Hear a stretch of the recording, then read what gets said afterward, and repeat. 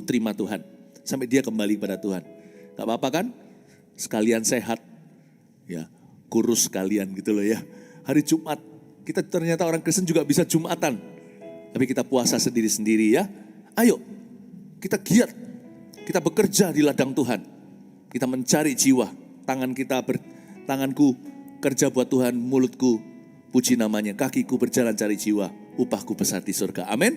Nah, kebaktian ini adalah yang ketiga. Kita masuk ke pasal 3 kitab Wahyu bisa dibuka. Anda kalau kelewatan salah satu ibadah, jangan kelewatan. Minimal Anda bisa dapatkan produknya di Pustaka Raja Wali di Gereja Mawar Sharon. Anda bisa mengikuti seri ini dan ibadah berikutnya juga kalau bisa tetap menyaksikan live streamingnya atau tetap bersama dengan kita di sini. Saya mau welcome juga di ibadah ini GMS Pontianak masih bersama dengan kita, kasih tepuk tangan untuk mereka. Welcome home. Ya, kitab Wahyu di pasal 3 kita buka, tapi saya mau baca 4 kata pertama di ayat 1 pasal pertama. Inilah wahyu Yesus Kristus. Jadi kitab Wahyu itu bisa jadi sederhana. Karena intinya bukan antikristus. Kitab Wahyu itu wahyu Yesus Kristus. Ya, belajar tentang Tuhan bukan sekedar tentang kejadian-kejadian di dunia ini. Kiamat apalagi, bukan hanya ini. Kitab Wahyu itu wahyu Yesus Kristus. Katakan wahyu Yesus Kristus. Ya, kalau kita belajar kitab Wahyu, ujungnya itu mengenal Tuhan. Bukan pintar tafsirkan Alkitab lalu tahu kejadian-kejadian, itu iya.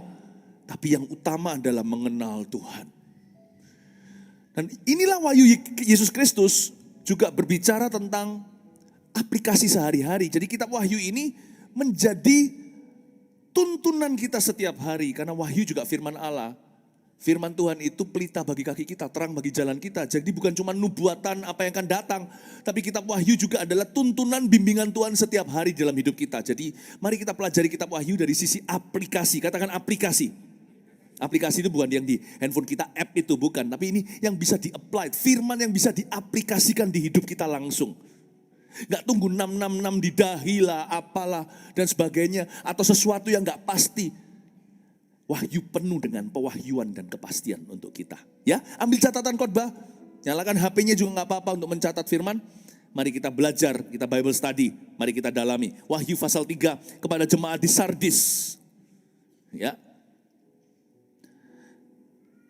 Wahyu pasal 3 ayat ke-1 kepada jemaat di Sardis, dan tuliskanlah kepada malaikat jemaat di Sardis, inilah firman Dia yang memiliki ketujuh roh Allah dan ketujuh bintang itu. Aku tahu segala pekerjaanmu, engkau dikatakan hidup padahal engkau mati.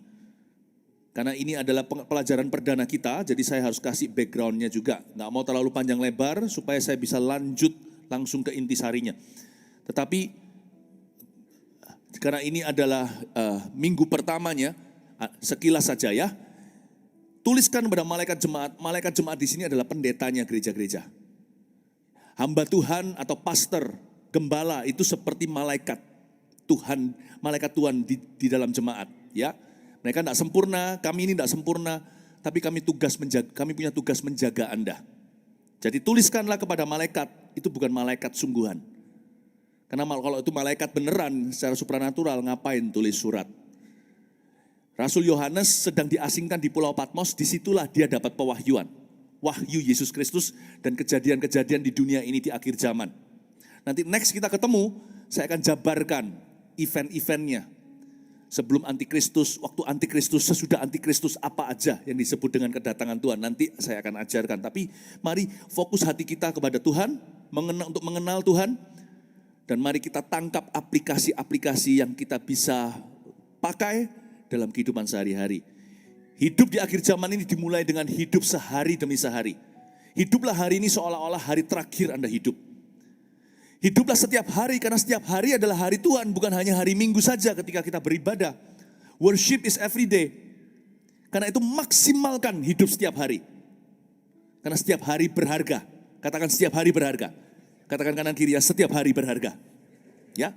Nah, Sardis adalah sebuah kota yang sangat kaya. Jadi jemaat di Sardis itu seperti jemaat di Beverly Hills. Rumahnya gede-gede itu. Nggak perlu ke Amerika, kita juga bisa lihat YouTube ya kan. Atau kita bisa lihat foto-foto siapa. Itu gede-gede, besar-besar, gak ada rumah murah. Jemaat Sardis itu didirikan oleh siapa saya gak tahu. Siapa yang merintisnya, pokoknya ada gereja Tuhan di sana. Dan gereja Tuhan ini tentunya isinya banyak orang kaya yang diselamatkan. Meskipun tidak mudah untuk orang kaya masuk kerajaan sorga, lebih gampang unta masuk lubang jarum. Tapi Tuhan tetap menyelamatkan orang-orang kaya yang mencari keselamatan. Yusuf Arimatea contohnya, dan sebagainya. Orang-orang berpengaruh seperti Nikodemus, ada banyak sekali. Lydia dari Tiatira, ya kan, pengusaha industri kain ungu yang sangat mahal sekali zaman itu. Jadi kita melihat ada orang-orang yang berada, yang diselamatkan Tuhan. Tapi Sardis ini gereja di Beverly Hills. Ya, orang-orangnya semuanya prosper atau makmur-makmur. Ya. Nah, Tuhan menulis surat lewat Yohanes disampaikan kepada pendeta gembala Sardis untuk disampaikan ke jemaatnya. Dan Tuhan memperkenalkan dirinya yang memiliki ketujuh roh Allah, bukan berarti Roh Kudus ada 7. Tapi Roh Kudus itu begitu kaya. 7 itu angka sempurna. Ya, jangan superstisi. Enggak ada angka apes, itu enggak ada. Kalau kita naik lift gitu ya, lantai 13 jadi 14. 12 langsung lompat 14. Itu mau nipu siapa? Semua orang juga tahu kalau dihitung dari bawah itu angka 13, itu lantai 13. Jadi nggak ada yang namanya angka apes, angka beruntung, nggak ada. Cuman di sini ada sebuah ilustrasi bahwa Roh Kudus digambarkan sebagai sempurna karena orang Yahudi menganggap angka 7 itu angka perfect. Tapi 7 juga berbicara tentang dimensi yang kaya. Roh Kudus itu punya banyak karunia. Kepada yang seorang dia memberi karunia kesembuhan, kepada yang satu orang lagi dia beri kata-kata hikmat. Kata-katanya bisa berbobot begitu, baik waktu diajak bicara, waktu pimpin rapat, atau dalam keluarga menjadi jawaban buat family-nya sendiri atau di dalam khotbah. Tapi ada orang tertentu dikasih Tuhan iman. Orang lain goyah, dia bisa tenang dan berkata enggak apa-apa, pasti ada jalan keluar. Beneran aja, beneran. Kemudian hari jalan keluar terjadi. Roh Kudusnya sama, tapi di individu-individu efeknya berbeda-beda. Itulah ketujuh roh Allah. Ya. Grace kasih karunia-Nya sendiri-sendiri setiap kita. Makanya itu kalau orang penuh dengan Roh Kudus, hal pertama yang kelihatan dalam hidupnya, dia gak akan pernah iri hati dengan sukses orang lain. Dia gak akan pernah merasa terancam kalau orang lain diangkat atau dipromosikan. Tanda kepenuhan Roh Kudus, orang itu tidak akan cemburu, tidak akan iri dengan orang lain. Ya. Dan kalau Tuhan memakai dia juga tidak super bangga, dia tahu bahwa dia hanyalah alat saja. Nah, ketujuh roh Allah itu maksudnya Roh Kudus itu bekerjanya beda-beda meskipun hanya satu pribadi. Karena itu Bapak Ibu Saudara, mintalah Roh Kudus bekerja di dalam kehidupan Anda. Ya, jangan tiru-tiru orang lain, masing-masing punya berkatnya sendiri. Katakan, pegang dadanya gini dan berkata, aku diberkati. Kasih tepuk tangan untuk Tuhan Yesus. Nah, ayat 1 dikatakan lagi, saya ulang, dan tuliskanlah kepada malaikat jemaat di Sardis, inilah firman dia yang memiliki ketujuh roh Allah, dan ketujuh bintang itu, 7 pendeta. Ya, bintang-bintang, twinkle twinkle little star, setiap kami hamba-hamba Tuhan, itu ada di tangan Tuhan. Oke? Aku tahu segala pekerjaanmu, Tuhan bicara kepada jemaat. Engkau dikatakan hidup, kaya lagi, padahal engkau mati. Garis bawahi kata padahal, itu berarti, kata padahal itu berarti reputasinya melebihi realita. Zaman sekarang ini zaman maya. Artinya kita bisa pencitraan di sosial media, tapi aslinya tidak sebagus itu. Bisa jadi kata-kata kita rohani, tapi sebenarnya kita orangnya nggak seberapa rohani. Bahkan kalau nggak hati-hati nih, saya nggak berkata bahwa yang ngikuti kita di sosial media itu semua jemaat maya. Saya bertobat dari perkataan itu. Karena hari-hari ini Tuhan tunjukkan, ada orang yang bertobat terima Tuhan karena nyaksikan YouTube kami. Ada orang gak jadi bunuh diri karena lihat apa yang dipost di Instagram kita. Jadi satu hal yang saya pelajari adalah di dunia maya ada jemaat nyata. Bener loh. Waktu kita makan aja ngemper di mana? Kadang-kadang saya juga suka ngemper loh. Ketemu sama yang jualan dan berkata, saudaraku, bukan dari kepercayaan Kristen, terima Yesus menyaksikan YouTube Pastor Philip. Menyaksikan ibadah gereja Mawar Sharon diubah. So I believe that God can work through media. Tuhan bisa bekerja lewat media. Zaman dulu ada sapu tangan Paulus, bahkan bukan teknologi. Terbuat dari kain dan kertas saja bisa dipakai oleh Allah. Apalagi yang dirancang dengan pikiran yang brilian. I believe that. Karena itu jangan sembarang posting. Ada orang yang suka posting contohnya di profil WhatsApp-nya. Apa itu namanya profil ya? Yang bisa. Lalu kata-kata yang mengeluh. Dasar gitu aja kok. Kata-katanya cuma gini, kira-kira. Ini saya buat-buat ya. Karena yang asli lebih berat. Dasar gitu aja marah-marah. Loh, kita kaget, lu ngomong sama siapa? Itu kan dia punya kontak ada 250. Dia marah paling cuma sama salah satu. Diposting di sana, dasar begitu aja marah-marah. Saya jadi pikir, lu ngomong sama siapa ini? Jangan gitu dong. Jangan gitu. Ya, saya ngerti. Kita gak usah pencitraan. Tapi kita harus jadi berkat. Apapun yang kita posting harus blessing. Kalau tidak berguna, gak usah. Kalau Anda merasa gak puas dengan seseorang, ngomong aja gentleman kepada orang itu. Ngapain pakai postingan? Pastikan jadi blessing. Namun demikian, ada pula di antara kita yang pura-pura jadi blessing. Padahal hidup kita gak punya blessing. Kalau yang gitu jangan Instagram, taruh dulu. Berlutut dulu di hadirat Allah, bereskan hidupmu. Kalau kita nggak hati-hati, kita akan tunjukkan sisi bagus kita. Padahal kita mati, kamu kira kamu hidup, kamu dikatakan hidup, banyak yang like, kamu dikatakan kaya, padahal kamu miskin, kamu bangkrut, kamu mati secara rohani. Ya kan?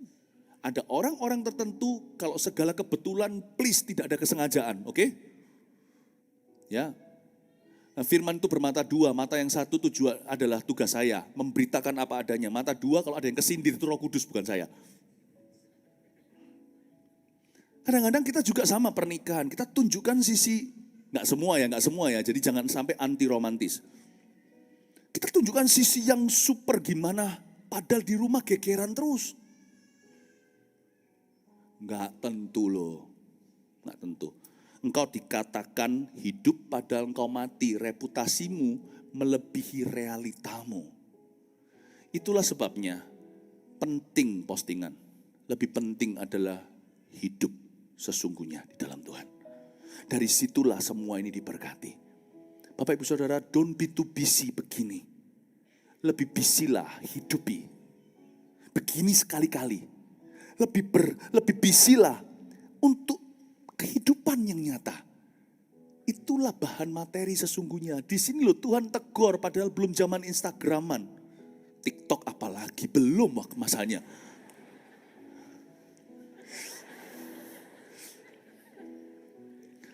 Belum waktunya, tapi Tuhan bilang gini loh, manusia itu pintar pencitraan. Kamu dikatakan hidup. Padahal you black and dead kata Tuhan Yesus. Padahal you mati. Doesn't matter what people think lah. Beginilah, like lah, comment lah. Yang penting what God says about you and me. Apa yang Tuhan katakan tentang Anda dan saya. Itu lebih berharga, itu lebih kekal. Mari kita hidupi hidup kita dari ruang pribadi kita. Sampai publik, sampai mata publik. Amin Bapak Ibu Saudara. Jadi dengan kata lain juga aplikasinya gini. Untuk kita hidupkan maksimal hidup sehari-hari. Jangan terlalu pusing apa kata orang. Jangan terlalu pusing. Jangan stres gara-gara itu depresi. Aku sedih duduk sendiri ambil tali mau bunuh diri. Talinya putus gak jadi mampus. Masuk kakus digigit tikus. Itu siapa yang ciptakan lagu gitu ya masa kecil kita iseng banget. Apa gak ada kualitas gitu loh. Tahu kan lagu ini kan? Udah berhenti aja. Jangan dilanjutkan lagu itu. Tunggu aja nanti, sebentar lagi akan ada album Eagle Kids tahun ini akan muncul. Kasih tepuk tangan Tuhan. Ya, haleluya. Kita lanjutkan ya ayat 2. Bangunlah, ini loh kehidupan nyata. Dan kuatkanlah apa yang masih tinggal. Yang sudah hampir mati sebab tidak satu pun dari pekerjaanmu aku dapati sempurna di hadapan Allahku. Yang penting itu bukan mulai tapi mengakhiri. Jadi jangan pernah kita itu bosanan jadi orang. Salah satu tanda orang itu penuh Roh Kudus. Kalau orang itu hidupnya mau maksimal, setiap hari dia hargai. Dia gak akan bosanan orangnya. What you begin, you must finish. Tuhan berkata gini kan, tidak satu pun dari pekerjaanmu aku dapati sempurna di hadapan Allahku. Kata aku dapati sempurna adalah gak ada satu pun yang kelar. Lu kerjanya banyak, satu-satu gak mari. Tidak satu pun aku dapati sempurna. Karena kamu terlalu banyak hidup di hari esok. Besok aja, besok kayak diet aja. Diet selalu mulai besok hari. Ya. Selalu begitu. Saya sih gak mau diet. Sebab ada dalam kata diet, ada kata die in it. Saya mau hidup normal aja, seimbang, hati-hati jaga makan, gak usah sampai menyiksa diri atau gimana. Ya, tapi intinya adalah, jangan selalu hidup di hari esok. Punya visi itu harus, punya cita-cita apalagi, punya ambisi, mesti. Tapi tanggung jawab itu hari ini, bukan besok.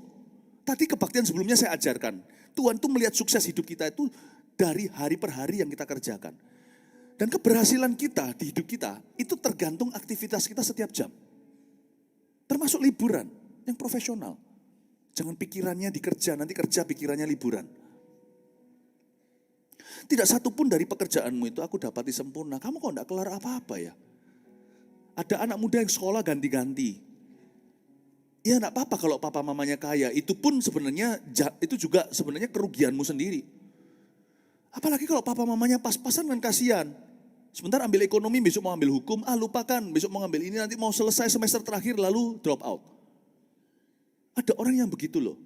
Ini ngomongnya bukan fantasi, ini keluar dari realita. Kenyataan. Nggak ada satupun yang kelar, nggak ada satupun yang sempurna. Itu Tuhan tidak menuntut kita jadi sempurna. Tuhan menuntut kita menyelesaikan yang kita mulai. Dimulai kalau kita punya anak kecil. Dimulai dari sini. Sekalipun kalau kita makannya buffet, jangan aji mumpung. Jangan tunjukkan roh murahan. Kita kasih makan anak-anak kita dari kecil. Saya, istri saya selalu didik begini. Apa yang kamu ambil, habiskan. Anak kecil kan cenderung semua diambil lalu digeletakkan. Lu gak apa-apa. Kadang juga merasa gak rugi karena kita punya ilmu ekonomi. Gua bayar kok 99.000 makan sepuasnya, ya tak makan aja sepuasnya. Bukan sebuangnya. Saya bilang sama anak-anak saya, you take, you finish. Makanya itu before you take, think. Itu terutama mamanya. Karena saya juga punya kecenderungan yang sama, ngambil yang banyak dulu. Jangan, ajari. Karena itu bukan makanan atau ekonomi. Ini ya, kita makan uang segini, apalagi kalau buffetnya mahal ya kan, ratusan ribu. Wah rugi aku, kalau kita makan sampai diare ya. Sampai diare. Ada orang loh yang makan tuh sampai diare. Permisi sebentar mbak, aku ke kamar mandi dulu. Unload dulu sebelum loading lagi. Orang yang buffet gitu, yang buka toko gitu, kasihan kena customer begini. Banyak merugi. Jangan deh, perutmu puas, semua kejamban kok. Karaktermu bobrok dan rusak, apalagi anak. Ajari mereka, you can take as much. Sebanyak mungkin gak apa-apa, finish it. Habiskan. Kalau dulu nenek moyang kita, ajarkan kita pakai takut-takutan, bukan pakai firman. Karena mereka gak punya pegangan, gak punya pelita yang gak punya pelita bagi kaki dan terang bagi jalan. Jadi mereka bilang gini, kalau kamu makan masih ada sisa nasi berapa butir, nanti istrimu akan coreng-coreng. Nanti istrimu akan penuh dengan jerawat. Kita enggak usah gitulah, ajari mereka. Kamu harus punya sifat menyelesaikan yang kamu ambil. Tuhan itu didik gerejanya. You finish what you take, you finish what you start. Lalu Tuhan bilang gini, kuatkan apa yang masih tinggal dan yang sudah hampir mati. Gereja Sardis sekalipun kaya secara materi, mati dan kering secara rohani. Berapa banyak di sini? Bajunya branded, semuanya branded atas bawah. Tapi di dalamnya kuburan ternganga. Di luar bling-bling berliannya, Anda ajak bicara penuh kebusukan hatinya. Here was a dying church. Gereja yang sedang mati rohani. Kering rohani. Berapa banyak di antara kita kering rohani? Kalau ada di antara kita yang kering, hari ini basahi dengan firman, kembalilah pada Tuhan, sujud di altarnya. Tapi kalau Anda disuruh nginjilin bos Anda contohnya, mungkin Anda tidak sesukses dia tentunya, Anda bekerja untuk dirinya. Jangan takut, jangan terintimidasi dengan pakaiannya, jangan terintimidasi dengan perhiasannya, dengan mobil kendaraan yang dimiliki atau rumahnya, jangan terintimidasi. Karena mungkin di mata Tuhan, Anda jauh lebih kaya daripada Tuhan Anda di dunia. Anda jauh lebih bahagia. Kalau Tuhan suruh Anda injili seseorang, sekalipun orang itu kelihatannya lebih sukses secara materi, jangan minder. Karena mungkin di mata Tuhan, mereka mati. Amin Bapak Ibu Saudara. Ya, saya berkali-kali diuji di area ini. Ihsan, hayo ihsan kau. Berapa orang menganggap saya, wah aku Philip. Tapi di atas masih ada lagi. Orang-orang yang merasa, kamu siapa kamu injili aku? Belum lagi muda, janganlah kau dipandang muda. Hah? Anak muda. Belum makan asam garam, terima kasih, saya tidak blutrik. Saya memberanikan diri berkali-kali injilin orang yang 2-3 kali lipat suksesnya. Daripada apa yang telah saya lihat. Atau berkali-kali, orang yang 2 kali lipat usianya. Sekarang sih sudah semakin jarang, kalau saya 2 kali lipat saya berarti sekarang 90 orang yang saya injil. Paling tidak lebih tua dari saya. When God tells you, memberitahu kepadamu untuk menginjili seseorang, sekalipun dia lebih tua, lebih kaya, lebih sukses dan sebagainya. Don't be afraid. Jangan takut. Anda punya harta sorgawi, yaitu Yesus dan kerohanianmu. Kasih tepuk tangan untuk Tuhan. Ayat 3. Karena itu ingatlah bagaimana engkau telah menerima dan mendengarnya. Turutilah itu dan bertobatlah. Ini jemaat-jemaat di Sardis ditegur sama Tuhan. Ingat ya historimu. Malin kundang jangan lupa dari mana kau dilahirkan. Tuhan itu ajari kita untuk mengingat bagaimana kita menerima dan mendengarnya. Tuhan suruh kita tidak lupa sejarah atau history kita. Seringkali banyak orang seperti Sardis mati rohani itu sebenarnya karena pikun rohani dulu. Mati rohani itu bukan karena dibunuh, setan tidak bisa bunuh kita, punya kerohanian. Orang biasanya mulai mati rohani, kering rohani karena ada sesuatu yang berharga di hidupnya dia lupakan. Yang pertama-tama adalah Tuhan. Doa dia mulai lupakan. Karena dia sibuk sekarang, busy. I'm successful. Aku sukses. Karena terlalu banyak makan kolesterolan, nanti puasanya bukan karena disuruh Tuhan, tapi karena disuruh sama dokter. Sakit kan? Nggak bisa makan. Kita mulai lupa puasa. Kita lupa dulu yang membuat kita sukses adalah karena kita sering puasa. Kita lupa hal-hal simpel. Bersyukur contohnya. Tuhan bilang, ingat dong bagaimana engkau menerimanya dulu, mendengarnya, gimana kamu ku bawa sampai titik ini. Remember that. Bertobatlah itu artinya kembalikan hal-hal itu di hidupmu. Karena jikalau engkau tidak berjaga-jaga, aku akan datang seperti pencuri. Dan kau tidak tahu pada waktu manakah aku tiba-tiba datang kepadamu. Katakan berjaga-jaga. Kematian rohani bukan dimulai karena seseorang itu kena musibah. Musibah malapetaka tidak bisa membunuh rohani kita. Orang itu mati atau kering rohani dimulai karena dia tidak menjaga apa yang berharga di hidupnya. Atau apa yang lebih berharga, atau apa yang paling berharga. Dia mulai tidak menjaga persekutuannya dengan Tuhan. Mulai tidak jaga. Ya kan? Ke gereja juga mulai asal-asalan.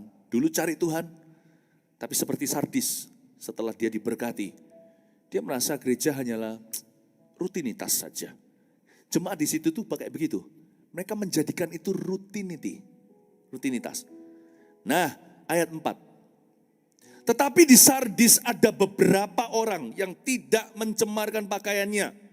Alias ada beberapa jemaat yang tidak mati rohaninya. Yang masih menjaga apa yang berharga.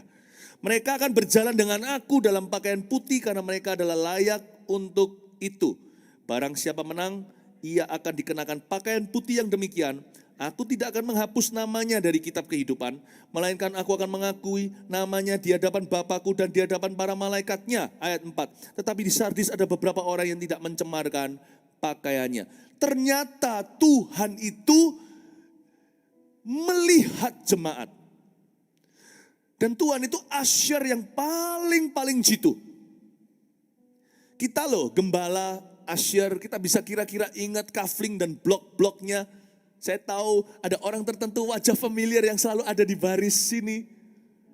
Ya, yang di sebelah sana kira-kira siapa saya tahu, bahkan saya bisa tahu kira-kira yang mendobel ibadah kalau serian begini itu duduknya di sebelah mana. Selalu duduknya di daerah sana. Selalu, bukan di daerah sini. Sudah ada di jemaat kanan dan kiri. Ya, siapa yang hari ini duduknya kurang lebih sama minggu lalu? Ayo angkat tangan ngaku. Iya kan? Kira-kira, saya tahu. Nah, tapi Tuhan gak cuma tahu itu. Tuhan itu tahu sampai kehidupan kita. Bapak, Ibu, Saudara, ternyata Tuhan tuh pay attention ya to the few.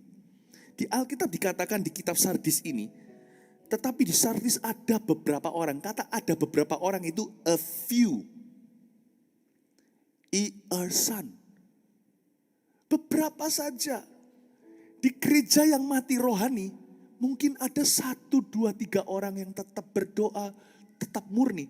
Itu Tuhan catat dan Tuhan kenal mereka. Isn't that wonderful? Kita tidak akan diabaikan, kita tidak akan dilupakan. I am a friend of God, He calls me friend. I am not forgotten, aku tidak dilupakan. Ternyata Tuhan itu memperhatikan loh, sedikit orang. Jadi Tuhan tidak pernah lupakan persembahan Anda. Baik itu materi atau terutama kehidupan. Tuhan tidak pernah lupakan orang yang sungguh-sungguh berdoa untuk kebangunan rohani di negeri ini. Tuhan tahu yang mana yang sungguhan sembahyang. Tuhan tahu yang mana sungguh-sungguh suka worship dia, sembah dia. Waktu baca Alkitab gini, waktu terjadi khotbah, pengajaran firman, pendalaman, siapa yang mencatat itu Tuhan tahu. Siapa yang sungguh-sungguh merenungkan, menangkap, yang tidur yang mana Tuhan tahu. Yang mana yang, apa itu bahasa Ibrani, yang gelandur. Yang ngalor dan ngidul. Pikirannya ke sana, ke sini, Tuhan ngerti, Tuhan tahu. Tuhan membedakan, Tuhan yang membedakan antara domba dan kambing, Dia yang membedakan antara yang asal-asal dan sungguh-sungguh. And He knows where you are. In His church. I love it, Tuhan berkata, tapi di Sardis ya, ada beberapa orang, tidak disebut namanya supaya jangan mereka digoda untuk bangga. Karena kerohanian itu perjalanan, tidak boleh bangga sekarang. Harus terus bertumbuh dan berbuah. Tuhan bilang ada beberapa orang, pokoknya ada a few. And I know where they're sitting. Tuhan itu luar biasa. Dan Tuhan berjanji orang-orang ini akan pakai pakaian putih sama aku. Orang-orang ini. Dan aku tidak akan menghapus namanya dari kitab kehidupan. Tunggu dulu. Di ayat 5. Aku tidak akan menghapus namanya dari kitab kehidupan. Kalau tidak bisa dihapus, kenapa Tuhan di sini mengatakan aku tidak akan menghapus? Saya tidak mau masuk ke dalam doktrin teologi yang sensitif dan peka. Terjadi perdebatan berabad-abad bahkan century sampai ratusan tahun, ribuan tahun. Bisakah orang Kristen kehilangan keselamatan? Bisa enggak? Saya tidak mau jawab. Saya tidak mau dahului Tuhan. Saya cuma beritakan firman. Alkitab mengatakan Tuhan bilang siapa yang menang? Bukan cuma pakaian putih. Aku tidak akan hapus namanya dari kitab kehidupan. Simple gini aja cara kita mengartikan ayat ini. Jangan main-main sama Tuhan. Jangan anggap kekristenan itu karcis di tangan untuk berbuat dosa. Jangan pernah anggap baptisan Anda itu sebagai license to sin. Jangan anggap bahwa kita sekarang mengaku Yesus di mulut kita, udah aman. Tidak perlu kita sehari-hari takut akan Tuhan. Santai saja mati masuk surga. Saya cuma himbau jangan berpikiran begitu. Demikian pula jangan begini loh ya. Saya sudah terima Yesus setiap hari ragu-ragu. Aku masih diterima Tuhan enggak? Kasihan orang gitu tiap hari harus terima Yesus. Nah, emangnya Tuhan itu check in check out? Enggak. Apps kita di handphone aja loh. Kita keluar dia enggak hilang kecuali kita delete. Kita bisa masuk ke sana lagi. Namun demikian bicara soal apps nih, jangankan kitab kehidupan, data entry gereja yang memasukkan nama jemaat.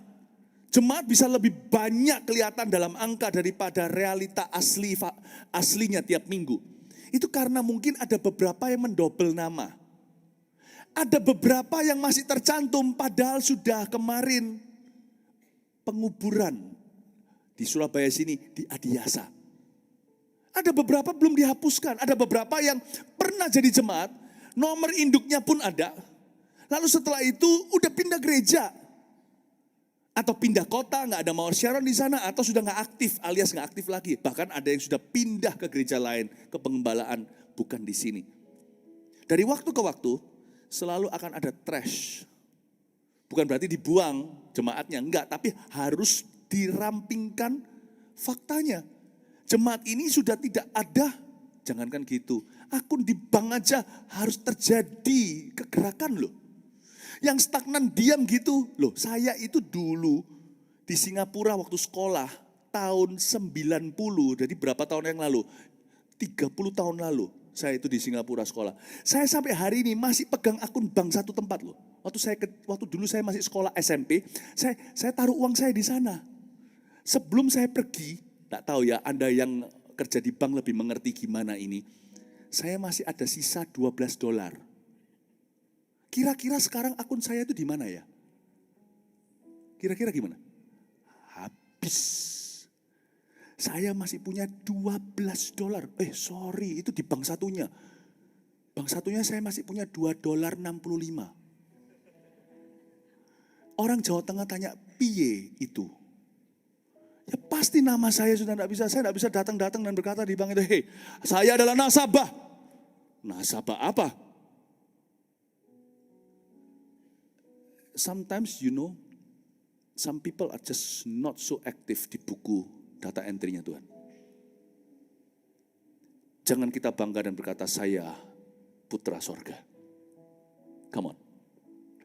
Ada tidak terjadi pergerakan dan Anda bukan cuma pasif tapi sudah mati di mata Tuhan. Saya tidak berkata bahwa keselamatan bisa hilang. Mungkinkah ada orang yang memang cuman merasa diselamatkan tapi imannya memang mati dari awal. Be careful. Di Sardis Tuhan peringatkan, hey, kalau Sardis ini jemaatnya 1000, Tuhan akan berkata, peringatkan pada gembalanya, kamu harus melakukan tugas lebih benar ya. Tuhan ngomong sama si bintang, Tuhan ngomong sama si malaikat jemaat. Kalau kamu tidak mulai revive jemaatmu, tidak bangunkan rohani mereka, jangan-jangan dari 1000 orang kalau Tuhan datang atau mereka mati, 997 tidak akan ketemu pintu sorga. Cuman Orsan 1, 2, 3 tadi yang menjaga pakaiannya. Kamu kira gereja ini semua orang selamat? Semuanya bound for hell. Semuanya akan ke neraka. Itulah sebabnya mimbar harus dipakai untuk kebenaran. Terus memberi terang. Menerangi dengan pelita sorgawi yaitu firman Allah. Gereja di Sardis bisa berakhir sadis jikalau mereka tidak bertobat. Amin Bapak Ibu Saudara. Please jangan jadikan Kristen atau gereja sebagai tempat perlindungan untuk berdosa. Sebab Tuhan tidak akan pandang bulu. Tuhan tidak takut padamu dan padaku. Dia berdaulat. Ketok palu itu terakhir adalah Alfa Omega. Enyahlah kamu, aku tidak kenal kamu pembuat kejahatan. Aku bernubuat, aku tidak kenal. Aku mengusir setan, aku tidak kenal kamu. Yang ngusir itu namaku. Malah justru kutambahkan satu dosamu. Menyebut nama Tuhan dengan sembarangan setelah mengusir setan. Kau hidup seperti setan.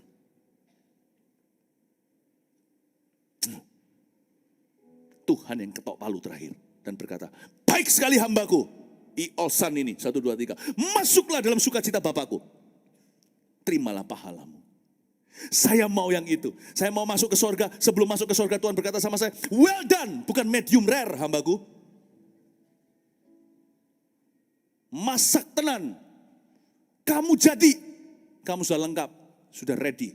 Sudah siap untuk ke sorga. Amin Bapak Ibu Saudara. Siapa yang mau suatu hari lulus wisuda dan Tuhan terima di dalam rumah Bapak. Kasih tepuk tangan untuk Tuhan.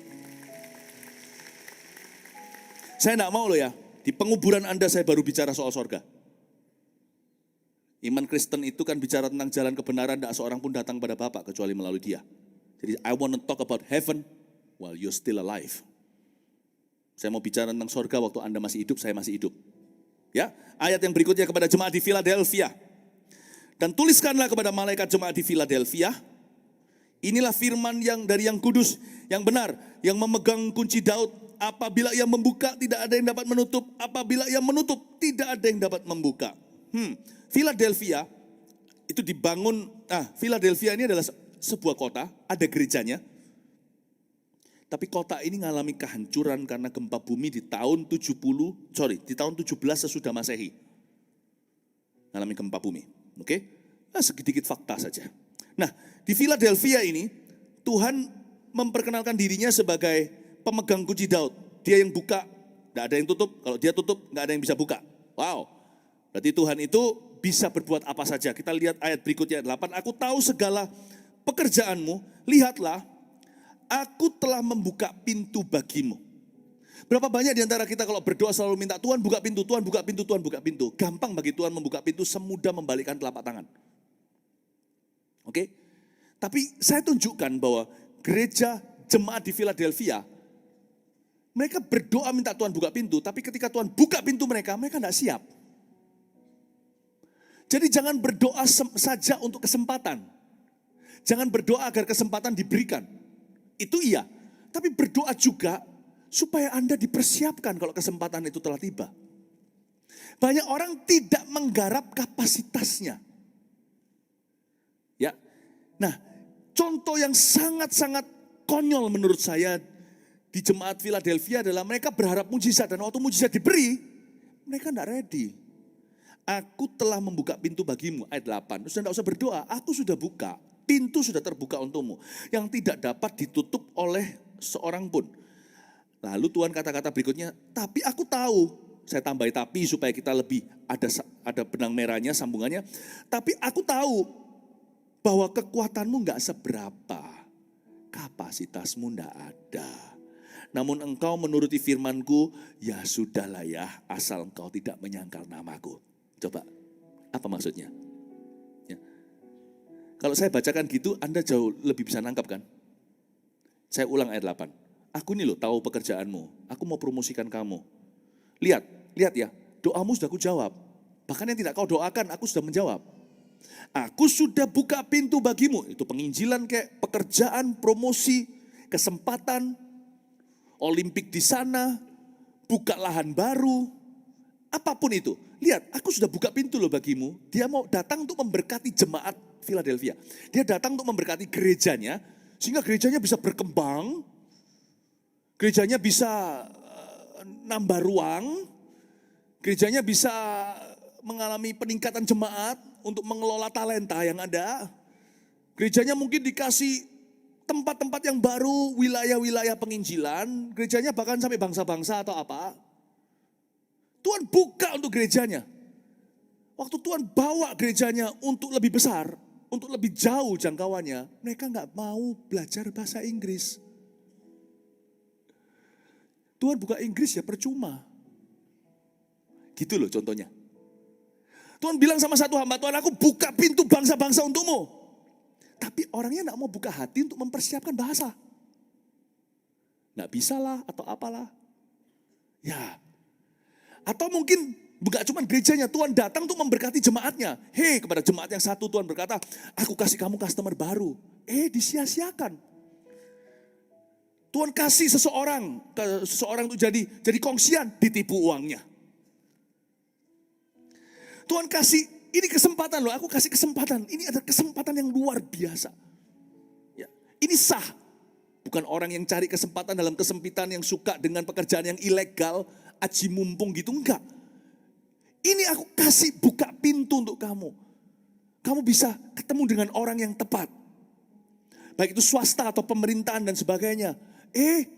Janjian, enggak bisa bangun, kelewatan, kesiangan. Tuhan buka, Tuhan datang ke jemaat.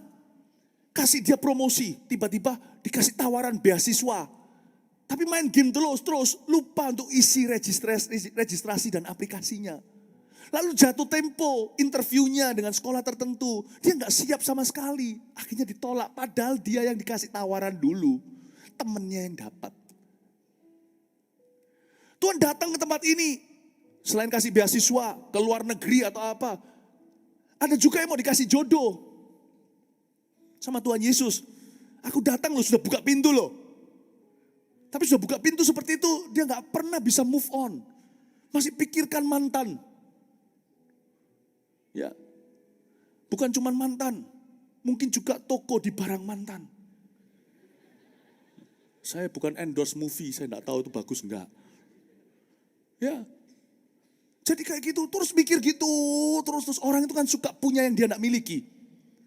Setelah selesai yang ini pun jadi mantan, maka dia akan rindukan mantan yang ini yang dulu sudah jadi kadaluarsa. Orang yang tidak pernah hidup in the now, selalu mikirkan setelah melayang baru dia cari dengan segenap hati.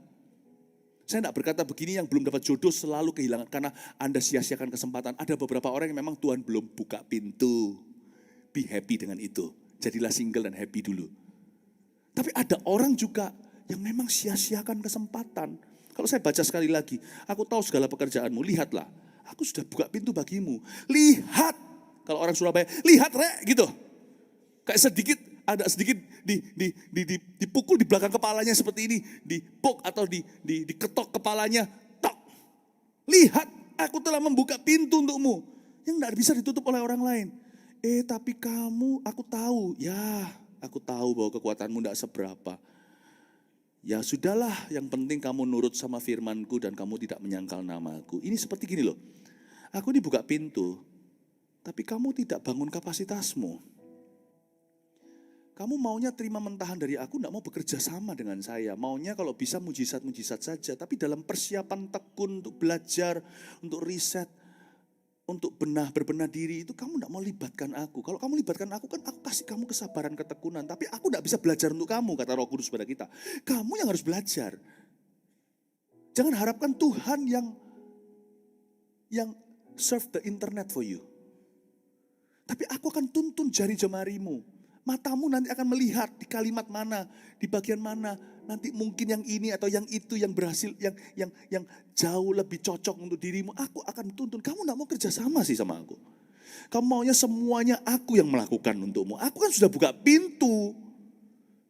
Aku sedia. Kalau sudah buka pintu aku gak akan tanggung. Aku bersedia, kata Roh Kudus, untuk bersama denganmu kerjasama memastikan pintu terbuka, berguna, dan akhirnya jadi berkat besar di hidupmu.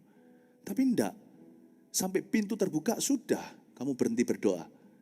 Pintu terengah lalu berkata, oke Tuhan, mana?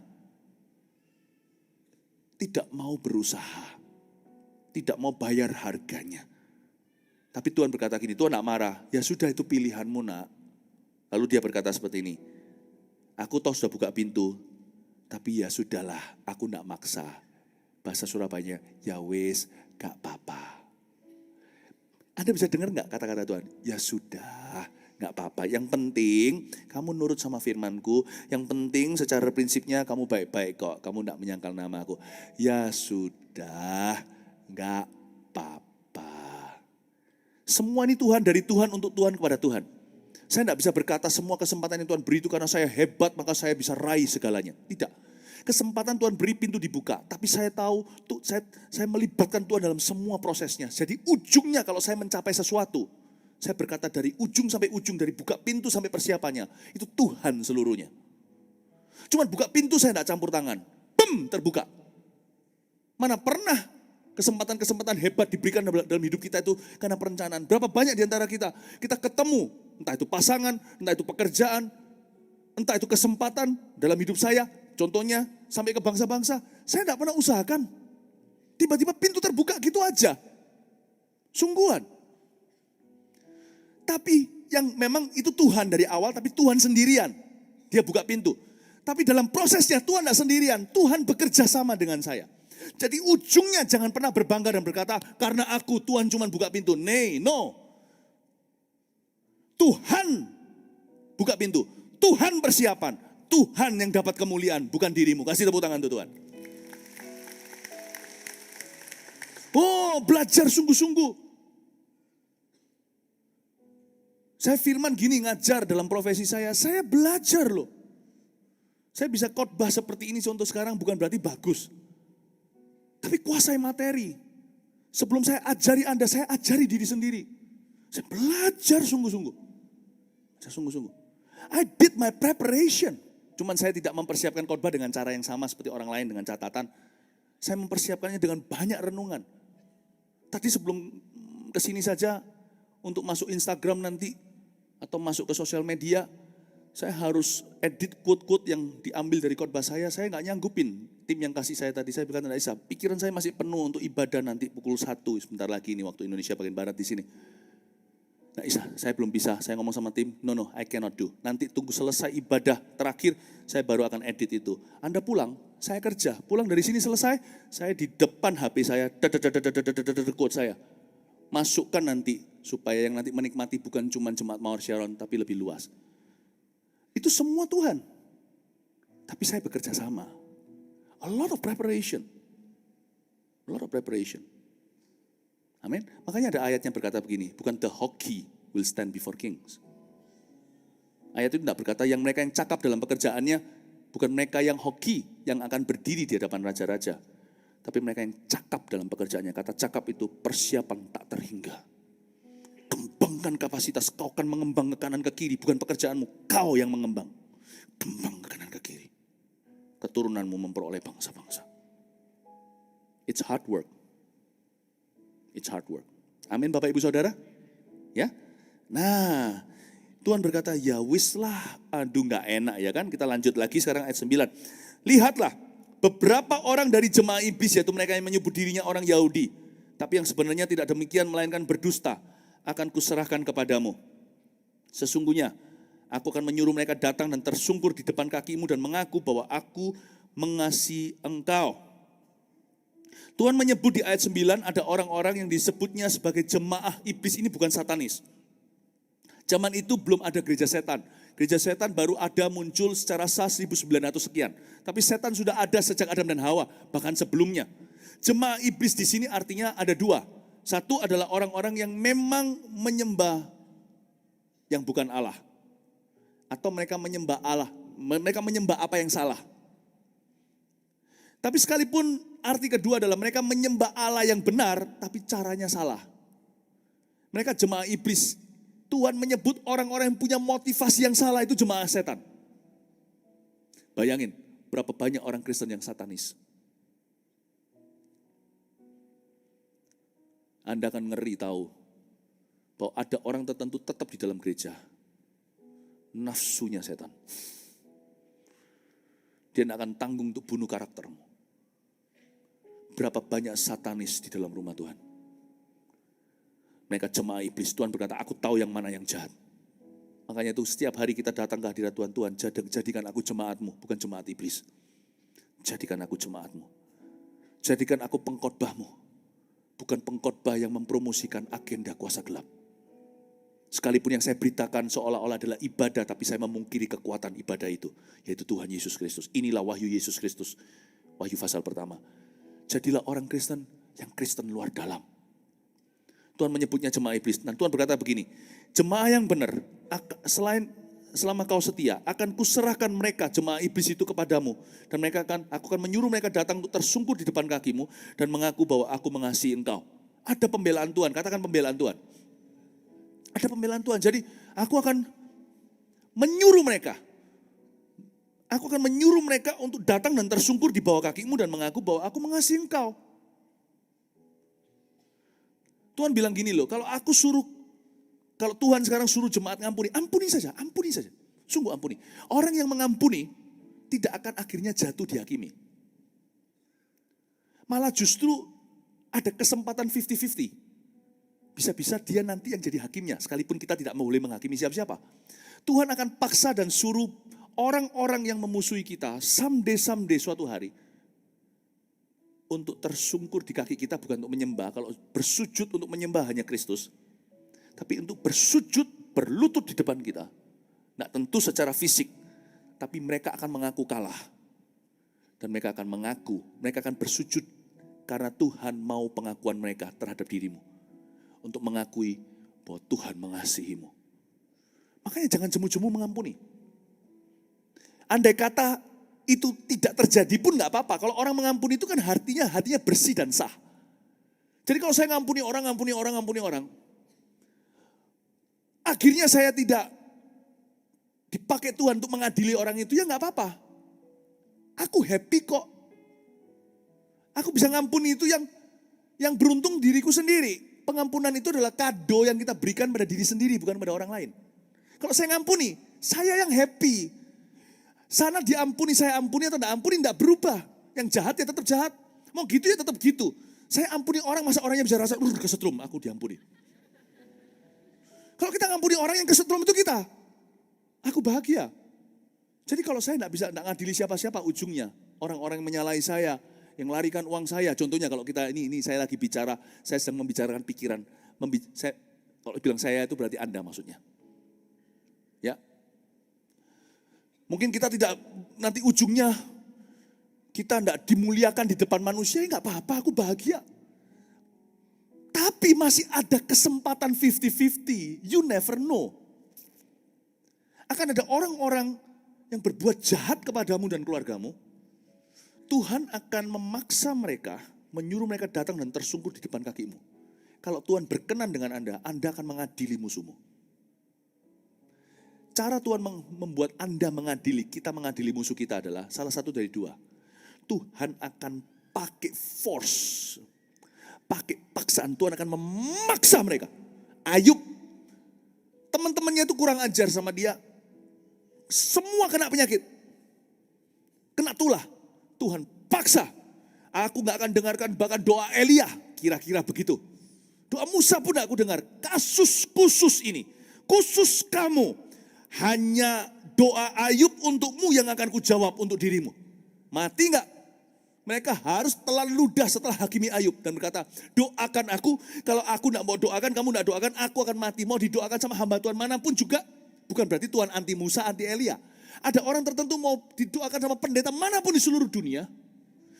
Kalau yang Anda salahi pendeta tertentu itu, Anda tidak akan pernah lepas kutuk sampai kembali ke pendeta itu.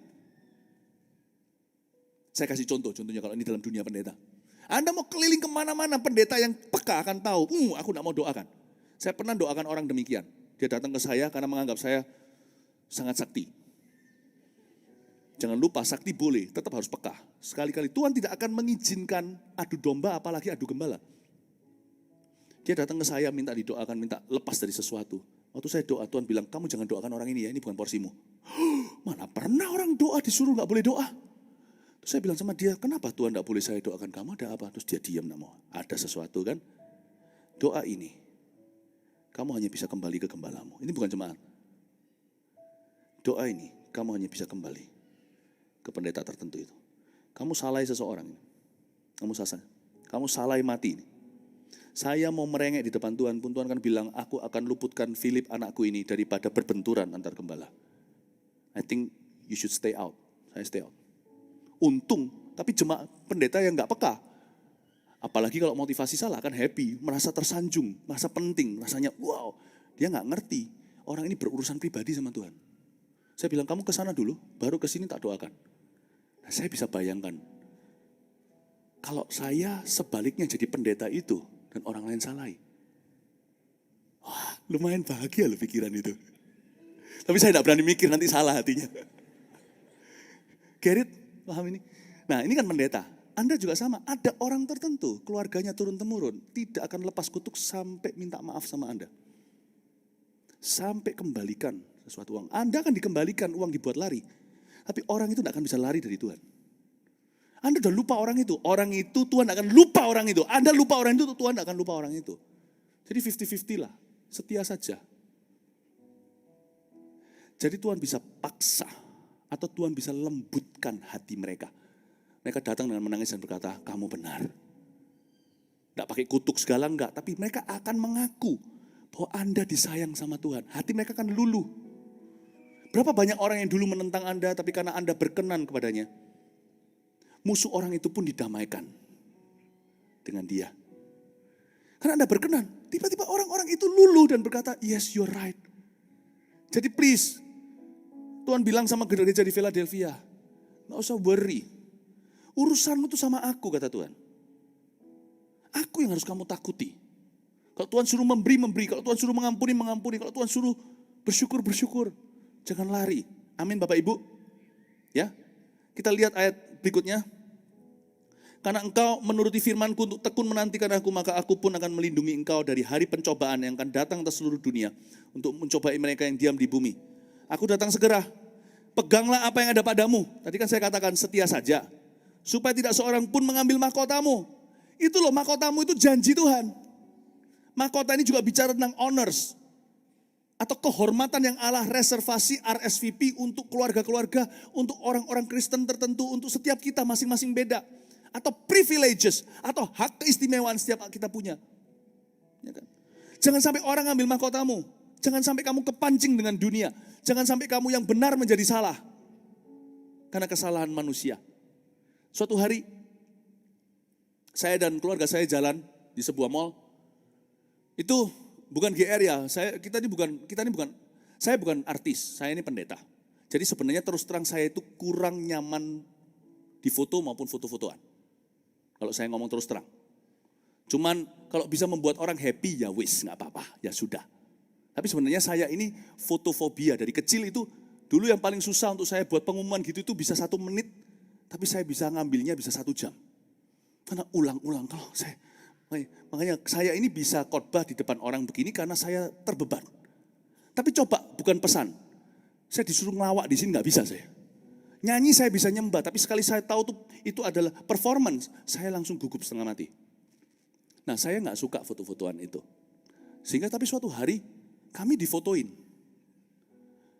Kalau ada orang yang berkata, foto, minta gitu lebih apresiasi.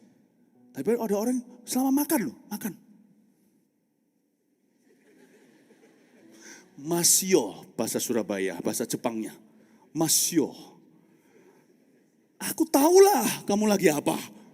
Kita lagi makan loh. Kan saya makan gak bisa nyaman. Apalagi makanan yang membuat keringatan ya kan. Waduh. Anak saya salah satu ingatkan, it's okay daddy, it's okay. We are known for something. Oh iya ya, saya baru sadar kadang-kadang dari mulut anak kecil keluar firman Allah. Anak-anak bisa ingatkan saya, ada waktunya kan saya kepingin privacy. Ya kan, bukan berarti sok terkenal, saya gak terkenal sekali, paling cuma radius 5 kilometer. Tapi kadang-kadang you need time alone with your family. Ada satu waktu seperti itu, Tuhan ingatkan saya, janganlah kau keluhkan mahkotamu. People admire you for the good things. Bisa jadi orang mengagumi kita untuk hal-hal yang benar, hal-hal yang indah. Mereka mengagumi keluarga kita kali, mereka mengagumi iman kita, pelayanan kita. Iya. Setelah anak saya mengatakan gitu, makan jadi enak. Sekali-kali saya makan, saya sedikit pelirik sedikit sana.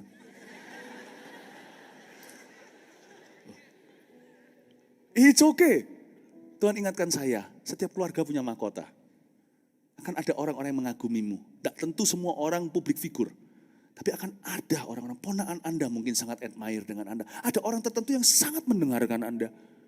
Pertahankan mahkota itu ya. Jangan jatuh, jangan mati rohani ya. Karena kalau itu hilang, baru kita kerasa loh, kita kangen masa-masa itu. Ya kan? Daripada orang foto ini loh nih, penjahat nomor 1 koruptor ini.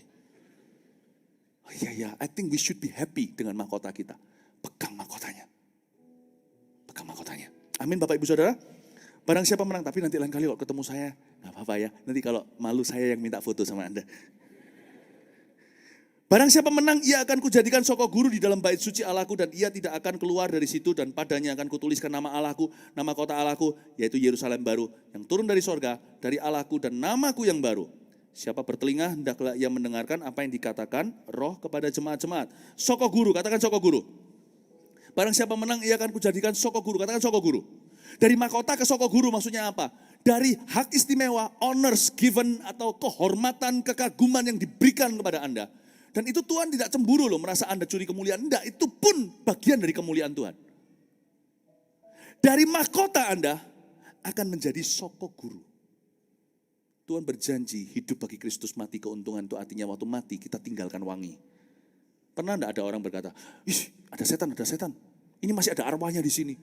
Ada wangi bunga. Ngeri. Oh, enggak usah ngeri. Orang kalau hidupnya benar, matinya wangi. Nah, bukan mati bunga. Bukan wangi bunga maksudnya. Harusnya kita jadi soko guru. Soko guru itu bukan guru atau sifu. Soko guru ini sangat tricky dalam bahasa Indonesianya. Kata soko guru ini artinya pilar. Anda akan punya legacy yang ditinggalkan. Sebuah warisan nama. Sebuah warisan kesaksian. Sebuah contoh. Sebuah teladan. Sebuah memori indah. Once upon a time, suatu hari dulu pernah ada seorang hidup. Dia adalah uncle kami. Dia adalah suamiku, dia adalah istriku. Dia adalah anak kami. Anak ya jangan sampai didahului anak yang mati ya. Dia adalah papa mama kami. Dia adalah guruku. Ada sebuah legacy. Tuhan berkata, kamu akan dapat upah di sorga dan wangi di dunia. Oh luar biasa, jangan mati rohani. Kembangkan kapasiti. Capai sesuatu dengan Kristus. Berapa ayat terakhir lalu selesai. Kepada jemaat di Laodikia, ini jemaat paling parah. Ini ketujuh, jemaat ketujuh. Ini gereja ketujuh. This is the worst church of the 7 churches. Ini adalah gereja yang paling buruk raportnya dari 7 gereja yang dinubuatkan. Oke, jangan belajar dari Laodikia.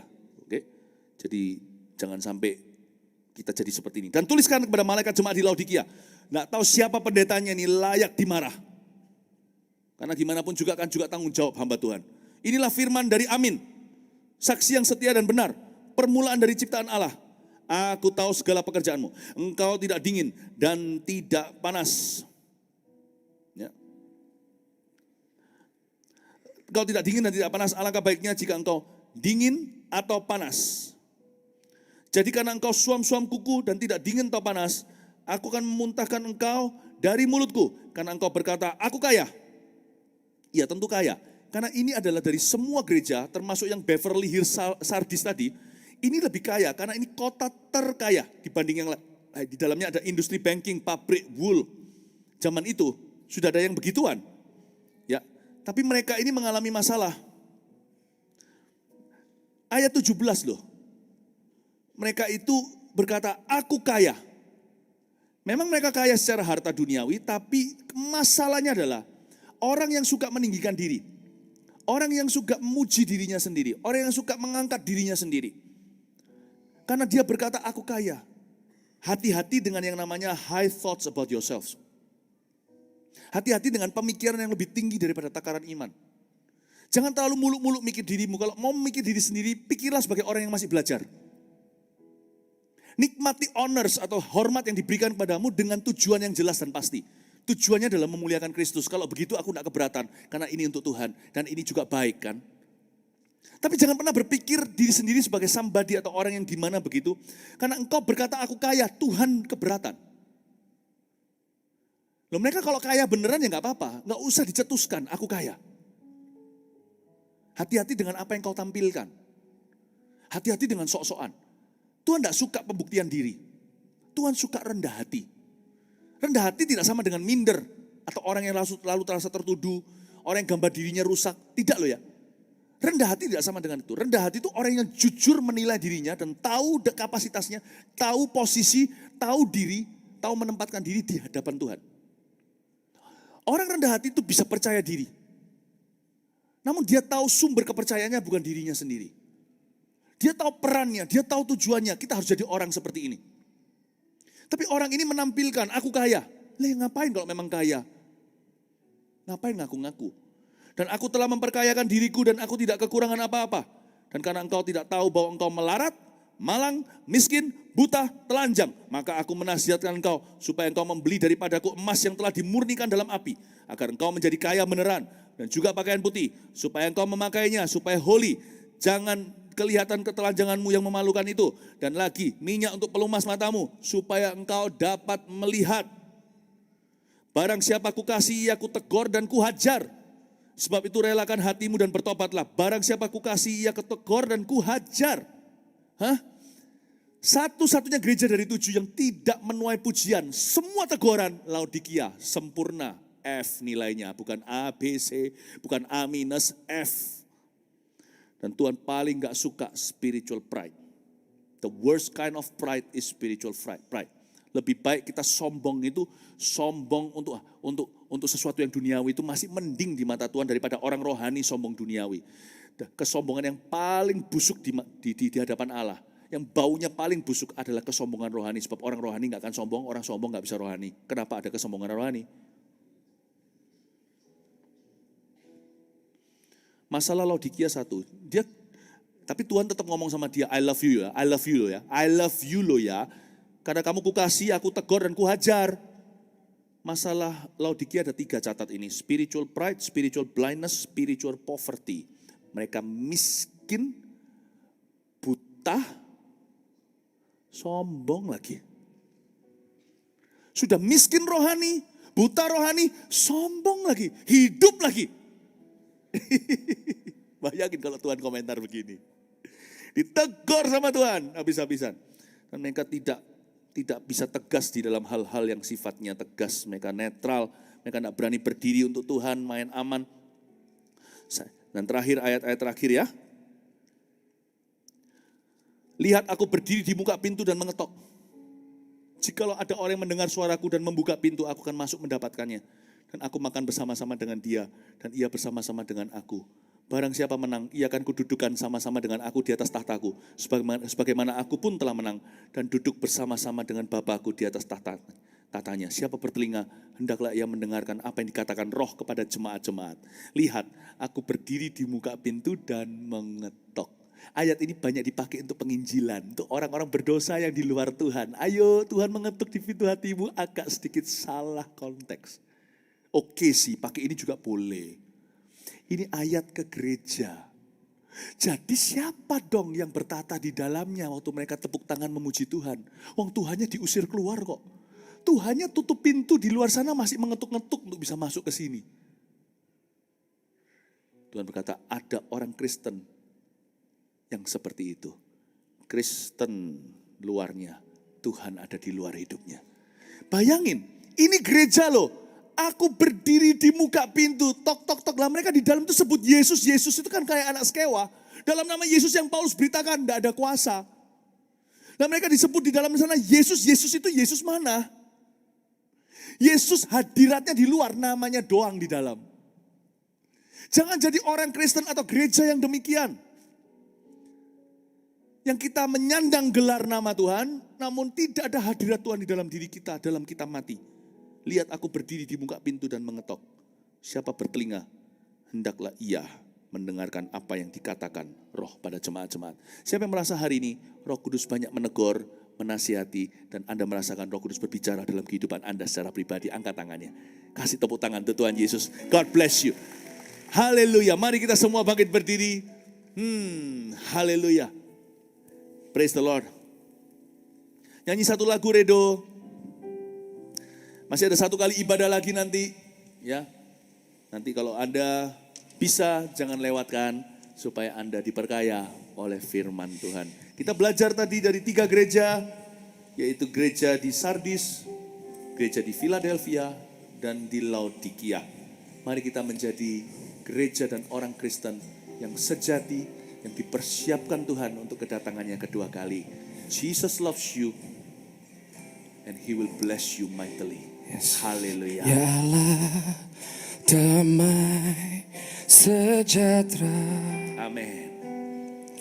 Kuduskan aku seluruhnya, agar roh, jiwa, dan tubuhku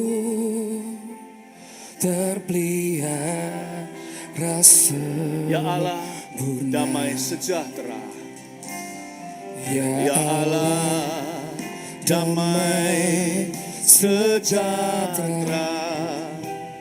kuduskan aku seluruhnya, agar roh, jiwa, dan tubuhku terpelihara sempurna. Hidup kudus. Hidup